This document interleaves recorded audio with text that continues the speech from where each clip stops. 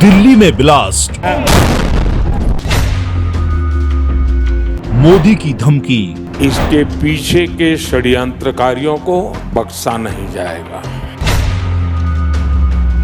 सिंदूर 2.0 की आहट, All those responsible will be brought to justice. सहमा Pakistan. गृह मंत्रालय ने दिल्ली कार ब्लास्ट के 20 घंटे बाद मामले की जांच एनआईए को सौंप दी है। कार में ब्लास्ट 10 नवंबर की शाम 6:52 पर लाल किला मेट्रो स्टेशन के गेट नंबर 1 के पास हुआ था। ब्लास्ट में मरने वालों की संख्या बढ़कर 12 हो गई है। इनमें 2 महिलाएं भी शामिल हैं। 20 घायलों का इलाज चल रहा है। 2 शवों की पहचान हो गई है, बाकी की पहचान डीएनए टेस्ट से होगी। ब्लास्ट में जिस सफेद i20 कार का इस्तेमाल हुआ उसका सीसीटीवी फुटेज मंगलवार को सामने आया। मेट्रो स्टेशन की कार पार्किंग से निकल रही कार में काला मास्क पहने एक शख्स बैठा दिखाई दिया। पुलिस के मुताबिक कार में बैठे शख्स का नाम डॉक्टर मोहम्मद उमर नबी था। वो पुलवामा का रहने वाला है। पुलिस सूत्रों के मुताबिक उमर ने विस्फोटकों के साथ खुद को उड़ा लिया। उसके डीएनए टेस्ट के लिए कश्मीर पुलिस ने पुलवामा में उसकी मां और 2 भाई को हिरासत में लिया है। पुलवामा से उसके दोस्त डॉक्टर सज्जाद और पिता को भी हिरासत में लिया गया है। इस बीच पीएम मोदी ने भूटान में जाकर दिल्ली ब्लास्ट को लेकर कहा कि जिम्मेदारों को बख्शा नहीं जाएगा।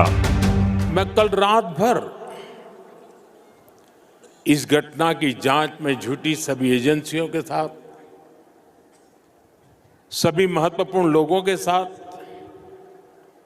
संपर्क में था, विचार विमर्श चलता था, जानकारियों के तार जोड़े जा रहे थे।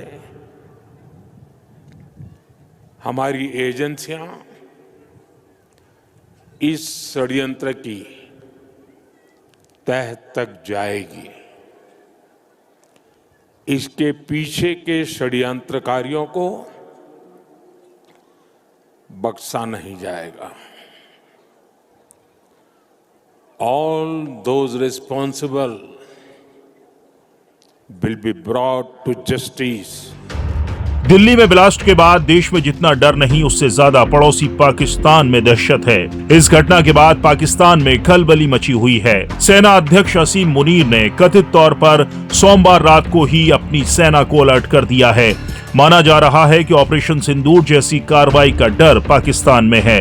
CNN न्यूज 18 की रिपोर्ट में दावा किया गया है कि दिल्ली के कार विस्फोट के बाद पाकिस्तान ने अपनी सुरक्षा अलर्ट को अभूतपूर्व स्तर पर बढ़ा दिया है। पाकिस्तान ने अपने सभी हवाई अड्डों और एयरफील्ड के लिए रेड अलर्ट जारी कर दिया है। पाकिस्तान ने भारत की ओर से सैन्य कार्रवाई और सीमा पर तनाव बढ़ने के अंदेशे के चलते ये किया है। सूत्रों के हवाले से रिपोर्ट में कहा गया है कि पाकिस्तान ने तीनों सेनाओं, थल सेना, नौसेना और वायुसेना के अलावा सशस्त्र बलों को भी हाई अलर्ट पर रखा है। पाकिस्तान की मध्य कमान की सभी सैन्य शाखाओं को घटनाक्रम पर कड़ी नजर रखने के लिए कहा है। साथ ही भारत की ओर से किसी भी संभावित हमले की स्थिति के लिए तैयार रहने का निर्देश दिया है। पाकिस्तानी वायुसेना को एयर डिफेंस सक्रिय करने के साथ ही ये सुनिश्चित करने का आदेश दिया गया है कि अग्रिम ठिकानों से विमान तुरंत उड़ान भर सकें। इसके अलावा 12 नवंबर तक एयरमैन को नोटिस जारी किया गया है, जो तनावपूर्ण सीमा क्षेत्र में हवाई यातायात प्रतिबंधों और सुरक्षा प्रोटोकॉल में वृद्धि का संकेत देता है।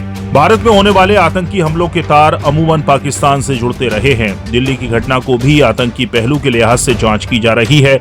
ऐसे में पाकिस्तान को पहलगाम हमले के बाद ऑपरेशन सिंदूर की याद आ रही है। इस साल अप्रैल में पहलगाम हमले के बाद भारत ने पाकिस्तान में हवाई हमले किए थे। भारत ने सीज फायर के बाद साफ किया था कि अगर पाकिस्तान की ओर से फिर कोई आतंकी हमला कराया गया तो उसका कड़ा और माकूल जवाब दिया जाएगा और पाकिस्तान को भी इसी बात का डर है। ब्यूरो रिपोर्ट, चौथा खंबा।